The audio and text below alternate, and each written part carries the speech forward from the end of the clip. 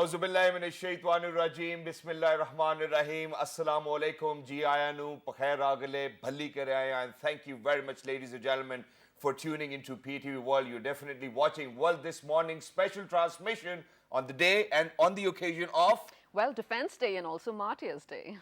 But ladies and gentlemen, then at the same time, I think that there are a few things which we really need to say and put it out right in front of the world out there as well. I happen to be Shahzad Hassan Khan, and with me, I'm very honored to actually have been working with this amazing and intelligent lady who's known as Miss Shiza Hashmi as well. Shiza, thank you very much for joining us. Wonderful to have you. Always a and pleasure. Likewise for me too as well. But ladies and gentlemen, today is a day when, well, not just today, but for every other day, you know, whenever I wake up in this beautiful motherland of ours, I feel proud to be a Pakistani. And I feel proud, it's because of the fact that our armed forces have always made us feel safe, secure within our homeland as well. And that, you know, the confidence of having to know that, you know, that we are prepared no matter what happens. God forbid that we are prepared for every other calamity which is going to take place. God forbid if there are some nefarious designs in the eyes of all of those people who think wrong or bad about Pakistan. Absolutely. And yep. Shahzad, you know what? This to me is also a sense of massive freedom. To know that we're living in a free country. Yep. And also we have the forces and all the services coming together to sort of protect us, of course. And over the period of history, there have been so many incidents and instances where such times did arise where they had to protect us. We were busy sort of, well, relaxing in our own lives. It's these people that actually took the pledge to not only protect us as people, but our entire sovereignty, our entire nation, and then nationality as well. Exactly. And adding on to that, ladies and gentlemen, I think today is the day that we pay rich tribute to the people within the armed forces as well, may it be Pakistan Army, may it be Pakistan Navy, may it be Pakistan Air Force, or for that matter, or for that reason, all of those civilians who've always made sure that they're going to sacrifice their life for their motherland as well. Yes. And today is the day when we get together and we pay rich tribute to them and their families. Not just that, Shiza, I want to kind of build up on this. Imagine that, you know, on every Eid, since our responsibility is to be on television, imagine that their responsibility is to be on the borders, making sure that their motherland is safe and secure every single time and every single moment as well. So how many Eids, how many birthdays do they spend without their families, ladies and gentlemen? I think they truly, really need such kind of recognition as well. We salute them with all our heart as well, which is why we are actually going to... One thing though, where you said you actually salute all of the families as well, this was probably 3 days ago now, that DGISPR even tweeted, where he actually sort of, you know, took it upon himself to announce the theme for this year, Martyrs Day and Defense Day, and it is where you said that we salute all the families and the relatives of the martyrs from wherever they belong to, even the civilians or from the forces even. Our martyrs are definitely our pride. Exactly. So with that, ladies and gentlemen, we're actually going to head out towards a small report. Go ahead, take a look. And then afterwards, we will be in conversation with these people who actually kind of make sure that they're going to show their valor, their courage and their dignity in terms of whatever responsibility they are given while being a member of the armed forces as well. Ladies and gentlemen, please go ahead and take a look at this wonderful report. Let's do it.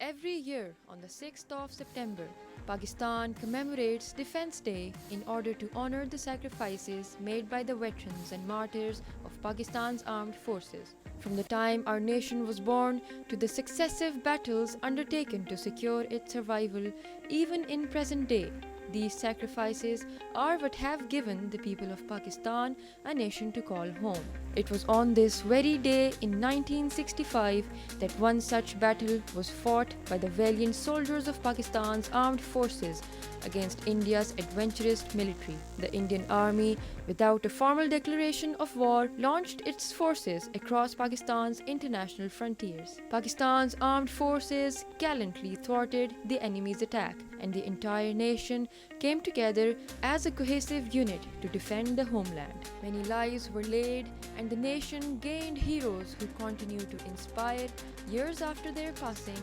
generations of Pakistanis. They won decorations for their gallantry and courage.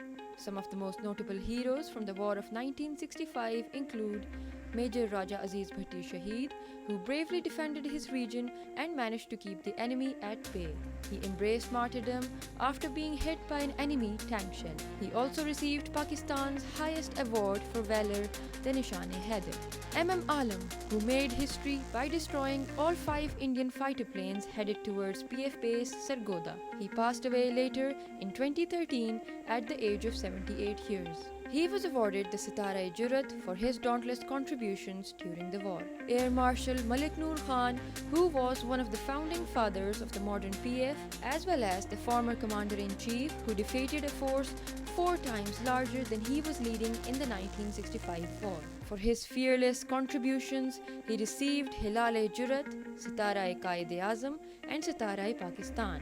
Today too, the threats facing our country have not subsided. All officers and soldiers of Pakistan's armed forces make immeasurable sacrifices to ensure the safety and survival of our country. We commemorate this day to recognize that even in the face of shadows and death, our soldiers stand unflinchingly with faith, determination, and the support of a grateful nation. And Manur, you've definitely outdone us all as well. This was a wonderful report. And you know, every time I kind of see such content on television, I think मेरे अंदर का पाकिस्तानी जाग जाता है. Every time I go to Wagah border, you know, that's how I feel as well. But ladies and gentlemen, I think that, you know, it's very imperative. It's important for us to kind of share what we have known as kids as well. And I want people to feel nostalgic about it as well.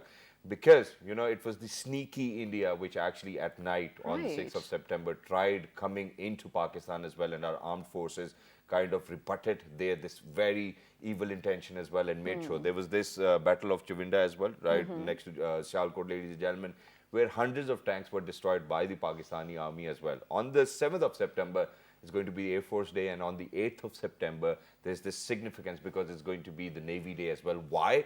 Is something which we'll be talking about today, ladies and gentlemen. But just one thing, though. Yes. Okay, You sorry. always have one thing to I say. always love cutting you, especially mid-sentences. No, I'm just joking. Go ahead. But you know where you said that India actually took the, you know, sort of declared unannounced war in the night time when the civilians were peacefully sleeping, or well, no one even knew what was happening. So if we're looking at the rule book or the laws of the today's world, if you look at Geneva Convention, a war is only a war if 2 parties are involved. If it is informed and announced and they're both preparing. So this was definitely, while it was a declaration of war, they were also breaking so many laws. And that's what they love to do. Yeah, and you know, today I would actually like to say it in Urdu as well, that Pakistan ne India ke daant khatte kar diye. And you know, if you ever going to think about this another time as well, God forbid, you should always know that our armed forces, and not just the armed forces, the entire Pakistani nation is always prepared as well. So ladies and gentlemen, we're very lucky that we've actually been joined by somebody who happens to be Rear Admiral retired by Hilal-e-Imtiaz military, and he is Mr. Salim Akhtar. Hello sir, Assalamu alaikum, how are you? Wa alaikum assalam, I'm just fine and nice to be here with you. And thank you very much for being with us. It's a pleasure to host you over here as well, and we definitely look forward to listening to a lot of stories from the history of Pakistan and the war history, which we are talking about today as well. But not just that, ladies and gentlemen, alongside Salim Saab, we are lucky that we've actually been joined by a commander of Pakistan Navy. His expertise is in the aviation, so we'll be talking about that as well. Because every time we think about Navy, I think we think about submarines, we think about ships, we think about water, sea, and how do they defend it. I think that it's going to be an interesting conversation as well. He happens to be Mr. Israr Ahmed. Hello, sir. Assalamu alaikum. Pakistan Zindabad. Wa alaikum assalam. It's really nice to be here today on this historic day. Thank you very much. Thank you very much, sir, for joining us. The pleasure is all ours as well. And not just that, ladies and gentlemen, we actually have the future of Pakistan with us as the well. cutest future. You know, and one of them wants to be a doctor, a scientist, and wants to kind of work upon all of those medications which are not being introduced to the world as of now for all the illnesses which might be here. I think that it feels wonderful to kind of know that the kids of Pakistan have the same passion as the passion is being carried forward by all of these amazing armed forces personnel as well. So we're very lucky that we've actually been joined by Miss Hania Altaf Khan. Hello, Assalamu Alaikum. Good morning. How are you? I'm good, Alhamdulillah. Thank you very much for joining us. We are super proud of you. Thank you very much for your participation, and we feel honored that you've taken out time to come It's on my this day. pleasure to come. Wow, that's wonderful, and we like it as well. And alongside Miss Hania, ladies and gentlemen, we're lucky that we've actually been joined by a superstar over here in the making. He's wonderful with the piano as well. He's a good-looking boy, not naughty at all. And he, ladies and gentlemen, happens to be Mr. Azlan. Hello, Assalamu Alaikum. Good morning. How are you? Walaikum Assalam. Thank you very much, Azlan, for joining us. It's wonderful to have you over here, and that too especially on this day. So, ladies and gentlemen, you can see that in front of both of these kids, they have a piano. So they'll make sure that they're going to share some patriotic songs with us today throughout our transmission. Yeah. Not just that, after World This Morning special transmission throughout the day, today, tomorrow and day after tomorrow, we will have special programs where we want equal representation from all the armed forces as well. But today, we will be primarily focusing on Pakistan Navy. Of course. Well, along with everything else that Yes. you already did mention. But to begin with, Salim Saab, I think it's very appropriate if you, in your very learned words, let us know about the history of the 65 war especially. And then probably we'll move to particular instances. Okay, 65 war, something that I think the whole nation was so united, and Josh or Jazba, as they call it, you don't find any instance like that before, where the whole nation was totally united. And when it comes to 65 war and Pakistan Navy, we have a special day because despite the numerical superiority of the Indian Navy, Pakistan Navy, perhaps for the first time after the First World War, that a nation took the whole Navy, the whole naval fleet, into the Indian territory. We were just 5 nautical miles away. We went there and bombarded them with over 350 shells. And you don't, that experience anywhere else. Of course. So that is something that, one remembers from the 65, that and total domination at sea. Yeah, absolutely. It is important to note that the Indians, they had given a lot of priority to the Navy, and they inducted aircraft carriers soon after partition. And then they inducted cruisers. They had about 19 ships, destroyers, frigates. Navy had 1 submarine, P.N.S.M. Ghazi. We had 1 cruiser, and we had 7 ships. Okay. So all the 7 ships were involved in bombarding Dwarka. And so I will tell you later as to what happened, how did we plan, how did we go there. But just a wonderful things to remember exactly that how did we manage that. And I think the most interesting part, which our listeners should also know, 6:30 in the morning, Okay. the war was announced. Okay. And it is unbelievable that by 8 o'clock, the whole naval fleet was at sea. Wow. So when the God is on your side, so what happened was that we had a training exercise which was supposed to take place, and ships were anyway about to leave for the sea at 8 o'clock. So when 6:30 the war was announced, the Commander Pakistan Fleet and the Naval Headquarters ordered all the fleet to proceed to sea Okay. and take war station and patrolling station 100 nautical miles from Karachi Harbour. Okay. And that's what happened. The whole fleet was at sea in just Within no after time. 1.5 hours of announcement of the war, which was not known to anybody. Exactly. And sir, building up on this is something which I was talking about even in my introduction, that, that the preparedness of our armed forces is something that makes us feel very satisfied as well. And it does not really matter whether, it's a cup of tea as well or whatever numerical We love to serve. precedents they might have over Pakistan as well. But I think that it's the Jazba, it's the Iman, which obviously kind of contributes to it every time. But not just that, sir. Very recently it happened that, the Pakistan Navy actually held some exercises, and I think it was one of the biggest ever exercise which took place where Russia was a part of our exercises as well. Can you please talk about that a little as well? Those are Aman exercises. Yes. And, it's really a great honor to host, say, over 40 countries for that exercise. It's not a small thing. Yeah. And that's for perhaps the first time exercises in which the United States is there, UK is there, New Zealand is there, Australia is there, Russia Yeah. is US there, and China is there. So all those who are contemporaries are very much a part of one exercise. Normally NATO, CINTO, CETO, other exercises we have been participating in the past when we were members. Yeah. But this draws a lot of countries together, and interoperability is something that you practice, because you must know that sea is not only just a place where transportation is taking place. Of course. You have drug trafficking, you have human trafficking, you have maritime terrorism, you have piracy. Agents Piracy coming is in. the biggest, Right. So you have to guard against that.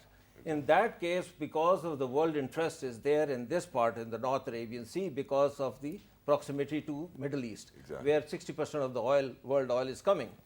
So all the countries are interested in this area, and there are a lot of extra regional forces which are present over there. Right. So it's important, when you have to guard against this piracy and all these that I mentioned, you need to operate together. And Aman exercises was one such exercise where interoperability, that when you operate together, how do you conduct? So that is what is practiced during this exercise. Wow, Well, and that that's is wonderful. Absolutely amazing, of course. And throughout our lives, we have been learning in our books as well, Shahzad, how Pakistan happens to be situated in a perfectly well geographical position. And well, a lot of people are sort of looking towards our resources, our placement, our help, alliances, whatnot. But when you talk about international waters, and especially the ones that we are surrounded with, we have a lot of attention. Yeah. Which means that not only for the 65 war, every other day we have to be prepared, right, Commander Exactly. Saab? So why don't you let us know about the preparedness of Navy ever since Pakistan came into being till date? Well, it's a known fact that when Pakistan came into existence, we survived with a very limited fleet. It was only 4 ships and a couple of other gunboats and minesweepers to start with.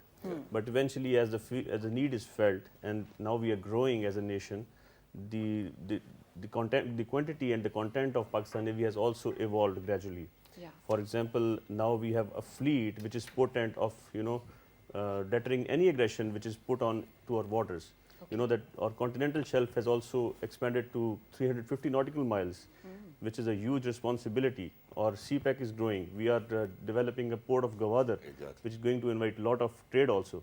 So Navy is preparing, and Navy is evolving, and we are getting better every day. Alhamdulillah, and it's so good to know, and it's so reassuring to know that as well, which is why very quickly I'm going to move on to the kids who actually hold the future of Pakistan in their hands as well. So it's very important, imperative, in fact, I'm going to use this word again, so that we know that what kind of intentions do they have for Pakistan, what kind of services they want to share for Pakistan and Pakistanis out there as well. So Hania, first of all, thank you very much once again. It's wonderful to have such amazing kids over here and so talented. What do you want to do for Pakistan? That's my question for you. Well, when I grow up, Yeah. I want to become a doctor scientist. Wow, And as a scientist, I'll create new medicines and vaccines. wow. And then as a doctor, I'll treat my patients and then I'll give them medicines. And wow, and I believe that that you're on the right path as well, and it's a wonderful thing to do as well. But not just that. Do you think that you will be able to treat your patients with music as well, a little bit, since your piano is right in front of you? Well, music is therapeutic. Or if somebody comes up, Dr. Hania, you play piano so very well that can you please share a few songs with us as well? Can you do that? Yes. For them if they request you? Wow, that's wonderful. Okay. So, Azlan, how are you? So it's good to have you. Thank you very much for joining us, and we know that you prepared something for us as well. How much do you love Pakistan? Very much? Too much? Too much.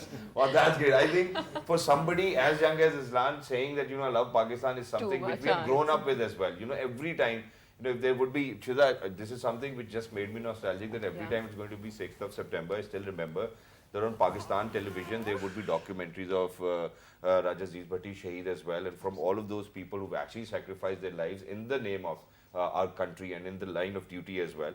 I would feel like a Fauji too. I would feel like an Air Force officer, and I would climb onto the shelves where we put our heaters underneath them and would jump that, I'm doing something of that sort as well. So I think that the Jazba needs to be there as well. But sir, Definitely. I think today is the day when we would actually want to kind of highlight the essence of this day, because it's not that we only observe Defense Day, but we are paying rich tribute to the families of the martyrs as well, and that too from ever since Pakistan came into being. So let's highlight that. And let me just please mention over here, it is so important, especially for you to let us know this. Because, you know what, I'm thinking about your mother. So she has a martyred son, and then she has someone who is still serving the country with so much valor. So I think it is absolutely appropriate for you to please let us know how this day must feel. Yeah, I think that is very important because people who have laid down their lives, their children, their families, and especially I mentioned my brother, he was a pilot. Yes. So he embraced Shahadat, and my mother is very strong. Mashallah. She took it very strongly. And but all said and done, we must realize that a lot of sacrifices has been made at the time of independence, Yes. and after that as well. And we know every day we have been seeing in the recent past in Afghanistan, on our border, that a lot of young officers and soldiers and sailors and spies, everybody has given life. Of course. And can you imagine, and then their children and their families, we need to look after them. We need to look after them because that's the biggest sacrifice is when you give it with your life. And they have given the life for this nation. And we must respect, and this is what I feel very strongly when we see the present state of affairs where, you know, all the people who are like, whether you are a businessman, whether you're in any profession that you are, that you must take that into account and contribute yourself. Yes. Because, it's not only you are sacrificing with life, doctors, they participate in a big way, you know. Even amidst COVID, sir. COVID, see, they're playing with their lives Exactly. to save people. So these are the sacrifices that we must remember, and we must remember the families, and we must support them. Exactly. We must support them till the end. And, I belong to a family where my two brothers were in the army. The younger one, F-16 pilot who embraced Shahadat. One was myself. I entered the Navy. So we were all covering the three forces. And my Was it a plan, sir? yeah, my father was in the Air Force. He was a civilian. He was decorated with a medal in the same investiture ceremony in which Raja Aziz Bhatti got Nishani-e-Haider. Wow.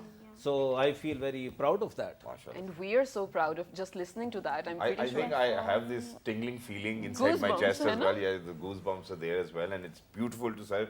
Kind of, I mean, I feel honored to have been sitting alongside such heroes as you and you, sir, as well.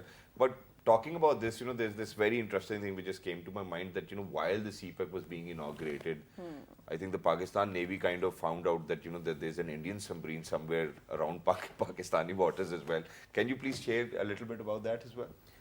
Yes, exactly, and this incident has a very great significance in our history now. Yes. This came after the intrusion of Indian Air Force on 27th of February in 2019, and which was thwarted by Pakistan Air Force very successfully, and everybody remembers that. Yes. But then it was a string of pearls. So for that matter, all the armed forces were prepared. So Pakistan Navy was also patrolling the territorial waters, and we were prepared for any intrusion of Indian Navy or submarines. And for that purpose, we have an aviation wing which is always prepared and patrolling the skies over the sea. Okay. So there was an Indian submarine which was trying to come into the Pakistani waters, and it was timely and very professionally detected. It was expelled out of the waters. And for that submarine, when it is detected, it is as good as killed. So, but as Pakistan Navy and Pakistan forces, they have this whole projection for peace purpose. Defensive So this is why the submarine was let go and it was warned. Okay. So that Otherwise, it incident- would have ended like, a lot of Indian sailors probably having a cup of tea over here as well. Yeah, And exactly. then saying, it was I a great must cup of tea. mention sir. here, Yeah. for the people to understand that detecting a submarine in Indian Ocean and Arabian Sea is like finding a nail in a desert. Okay. It's not the whole submarine which is outside. It's just the periscope which is outside. Right, Exactly. right. And you detect that periscope. So you can imagine even How at sea, difficult it is. you have a complete boat and sea slide rough, you can't even see the boat or the ship even. And here you are detecting that's the periscope. And I tell you, it talks a lot of the professionalism of our, and the unprofessionalism on the other side, because I tell you, as you mentioned, Risra, very rightly, detecting a submarine, once the submarine is detected, it's like a sitting duck. Exactly. So Right. that I think is a very big achievement of the It is Pakistan Navy indeed, Aviation Wing. and which is why we gather today, sir, to kind of talk about all of these achievements as well, and it is very important to be put out there. In fact, I think that the entire Pakistani nation, sir, the kind of love, the kind of emotion they share with all the armed forces of Pakistan is on another level. But adding on to this, sir, this is one thing, because one of my very dear friend happens to be a pilot in the Pakistan Navy as well, and I was talking to him, and he was like that, the most difficult part of flying is actually above sea, because you really cannot figure out whether the sky is on top of you or whether it is underneath you as well. So can you share a little bit about this as well, that how difficult it is to fly over the sea? Because for a layman, when we hear that you're from Navy aviation, it confuses us. Are you from aviation? Are you from Navy? But of course, there are so many different sects within the Navy as well. Yes. So please explain. Yeah. So Pakistan Navy is a four-dimensional force actually. Right. It has a surface wing, it has a submarine, which is subsurface wing, and then there's an aviation, and then there's a coastal marines and SSG command, which is looking after the land affairs. Okay. So while talking about the aviation, when Pakistan came into existence, there was no aviation wing with Pakistan Navy, Okay. and the need was felt. And in 70s, we started with the helicopters, Yeah. and then later on we included few other platforms, and the number is growing every day, I tell you. And as you have said that flying overseas is really difficult, yes, it is, because of few reasons that you have already mentioned, Yeah. and there are other more reasons, because in the naval operations, you have to, while talking about the rotary wing, the helicopters, you have to be very precise while landing on the ships, because it's a platform which is always moving. It is the platform which is always turbulating due to the rough seas. True. And when you talk about the fixed wing platforms, the aircraft which are used in Pakistan naval aviation are either maritime patrol aircraft or long range maritime patrol aircraft, which have endurance of beyond 10 to 12 hours. Exactly. So it's a huge time that the pilots and the whole crew in the aircraft has to stay over the seas. And sir, adding on to that as well, because sir very rightfully mentioned that, to locate a periscope, and that too from thousands of meters high in the sky. How do you do that? Your technology I was mean, well. I mean, if you're allowed to share it with people out there, I think we should pass on this as well. But obviously the credit goes to the Pakistan Navy. No, anyway. but you have different sensors on the aircraft itself, the magnetic anomaly detectors. You see the tail coming out of these maritime patrol aircraft. Yeah. So the magnetism of the submarine, Okay. All right. the exhaust which comes out of the submarine. So there are so many ways to detect a submarine. Yeah. But submarine, in our waters, it's very difficult. When you talk of the flying at sea, just imagine yourself in a pitch dark night out at sea, all round, you don't have any reference point. Yeah. You don't see any light, you don't see any reference point. That's where it brings that difficulty into it. True. Operating at sea through, even jet aircrafts and others, you difficult. don't have a reference point. So at times you have to depend purely on your instruments, and disorientation Or your is gut something feeling for that. can easily take place. And then, of course, as he mentioned very rightly, you have a platform at the ship in the shape of a ship, Yeah. and on that a helicopter has to land. Now this is not a stable platform. It is. Right. This platform is moving in 3 dimensions, and this air helicopter has to land on it. So just imagine that, you will understand It's why a it is gamble so if it's difficult. gonna It is. land. It is, and we're thankful to people like you, alhamdulillah, and for all of those people who served in the armed forces as well, that that they go through these very amazing training sessions as well, which are hard to go through as well. Not everybody is built for that. Of But thank you course. very much. We salute each and every one of you as well. Yes. Hania, now it's about time that we salute you as well, because you've actually kind of prepared a national song for all of our audiences in 46 different countries. So what are you going to share with us? I am going to play Ye Watan Tumhara Hai और ये हमारा है. as a tribute. Oh, Wow, super. let's do this. Bismillah. Please give me 1 minute for this. Yeah, sure. Alright, you you can can take take your all the time. time you want, and we want you to be at your best as well. And we Absolutely. want actually the audiences to feel a little anticipated as well, as into Yeah. what this amazing And little kid it is going to do. actually sort of, gives me time to talk about where you said growing up, you were watching all these documentaries on Yeah. BTV and whatnot. And I feel like the state, of course, the government, and then our parents did a super job in that, because it is imprinted in our minds now. Exactly. We have huge and massive respect for our forces because we know what they did for us. Yep. And also, I think I have a major bias because I belong to a military background. But I think I saw everything firsthand. So yes. Hania, are you ready though? Yes. Yes, Okay, please. let's do it.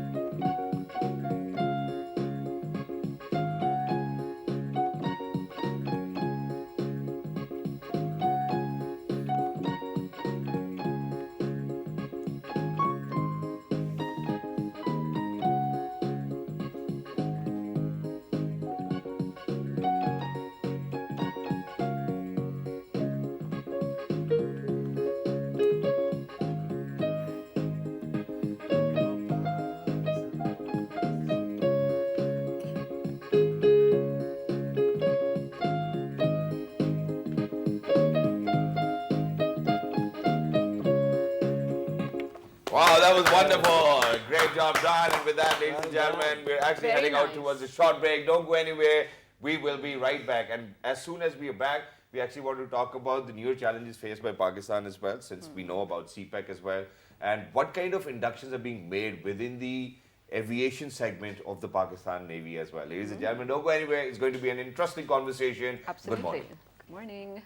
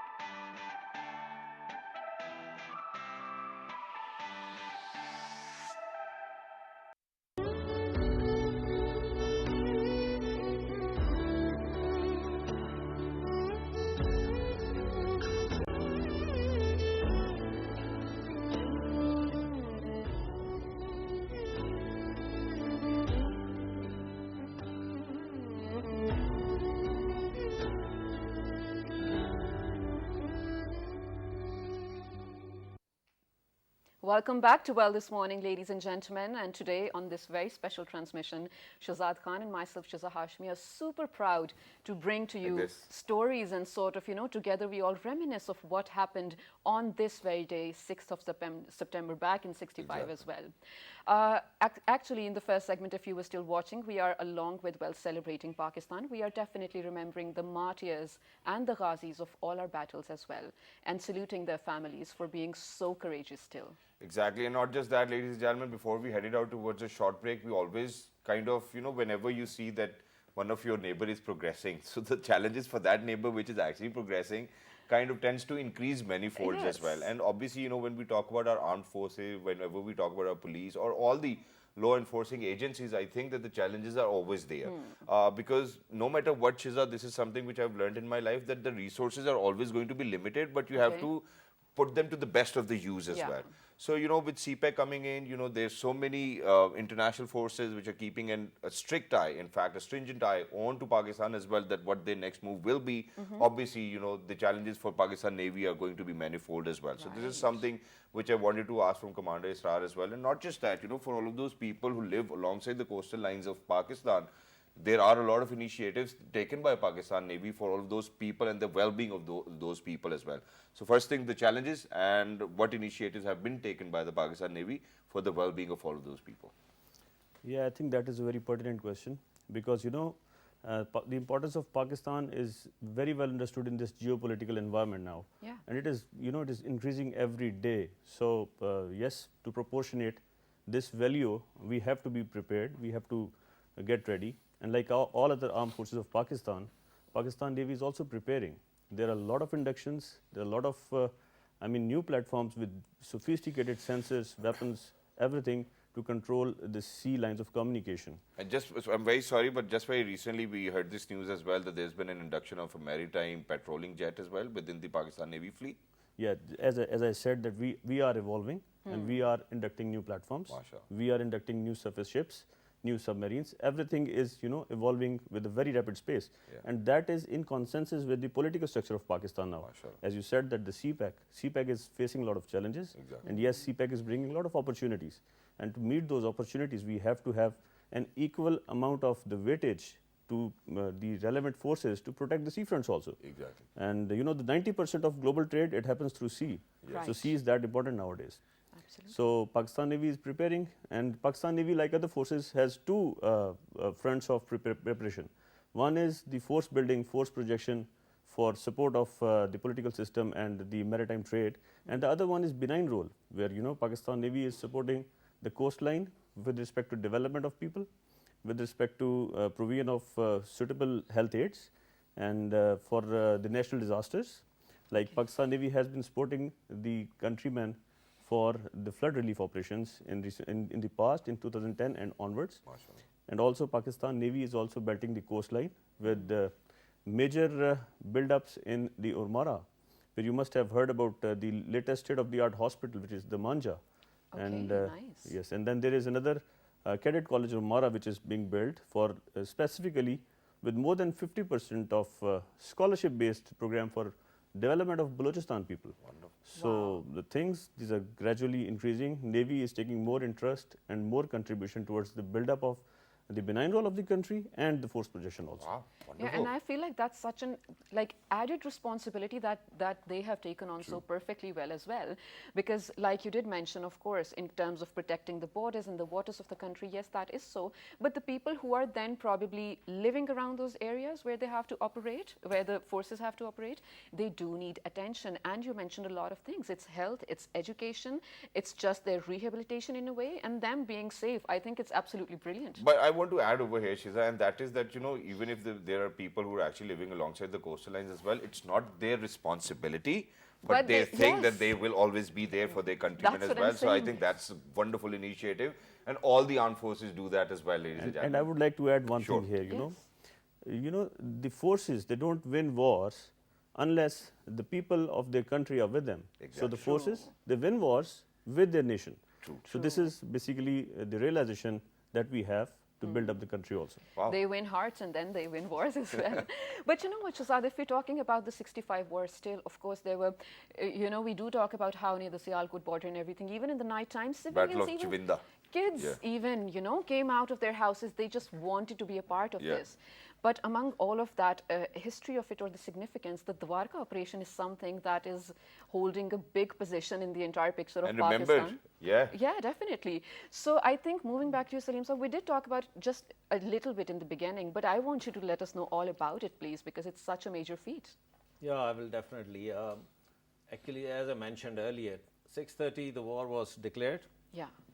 8 the fleet was out, and they were given an arc 100 nautical miles from Karachi to patrol. Okay.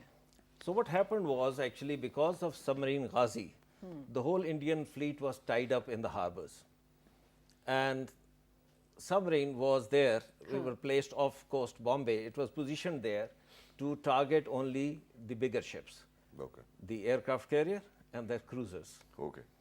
And so what the Navy found was we knew that they are not coming out because of that fear, despite the fact that they had prepared for it, in the sense that they carried out an exercise with the Royal Navy submarine Astute was the name, I exactly remember. Okay. And they had the LRMPs, these patrol aircraft to detect submarines.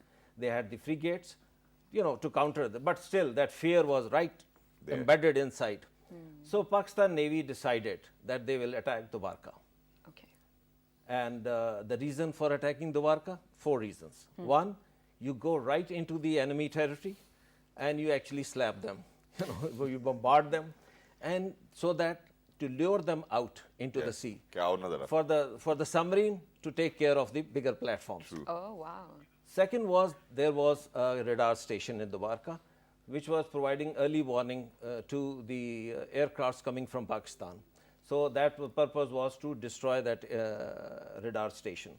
Third was to lower the Indian morale. It's so important, of You course. go right into 5 nautical miles away from them. I'll discuss later what did that mean. What is 5 nautical miles at sea? It's nothing. Okay. And third, because there was action on the north also going on, so they wanted to divert attention from the north also. True. All these 4 were the main aims of the Dwarka attack. So naval headquarters gave orders to the ships which were out at sea, which were these 7 destroyers and the cruiser and an oil tanker. And they were positioned 100 nautical miles. They were given a position, say, at 6 p.m. Okay. on the evening of 7th, that you position yourself 120 nautical miles from Dwarka. Okay. And then from there you proceed to Dwarka, close in over there, and at top speed, each ship to fire 350 rounds. Okay. 50 rounds. That means if 7 ships, more than 350 rounds will be fired. All together, yes. And so around midnight, the attack was to be carried out. So order was given. The whole fleet was in line of the firing exactly on time at 0024, and the bombardment started. Every ship fired 50 rounds, and you could see the lights coming up in there because it was all darkened over there. Yeah. So that's how they carried out the attack, and the order was full dispatch, come back. And it's wonderful. And we came And they back. delivered. It was all it was cloudy, so the nature also helped. The aircrafts who were supposed to come and attack the ships, they were nowhere, and we all came back safe and sound. Wow. Alhamdulillah, and that's what we expect from you every single time. God forbid if the enemy has any nefarious design, that too about our motherland Pakistan as well. So very quickly, I will request you all to please stand in honor of the national anthem of Pakistan as well. And Aslan is going to play is actually for going to us. play for us the national anthem of Pakistan as well. And for everybody who's out there, ladies and gentlemen, throughout the day, we'll actually have some special programs where we'll make sure that we kind of let the Pakistanis and the rest of the world know what we did in 1965 and what we are capable of doing every single time. Pakistan Zindabad. Let's do it, All right, Aslan. Aslan, let's do it.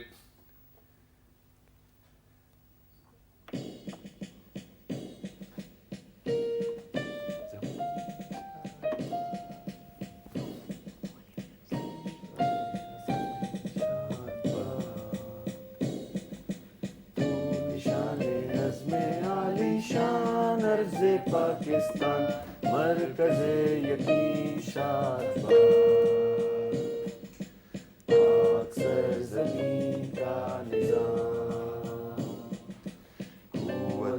अखुवते अवाम, कौम मुल्क सल्तनत पाइंदा ता बिंदाबाद, शादबाद मंज़िले मुराद,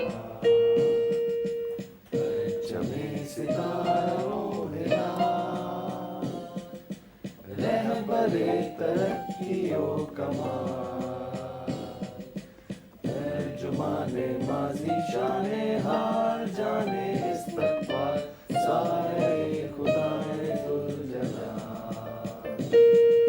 Thank you very much. Thank you very much, gentlemen.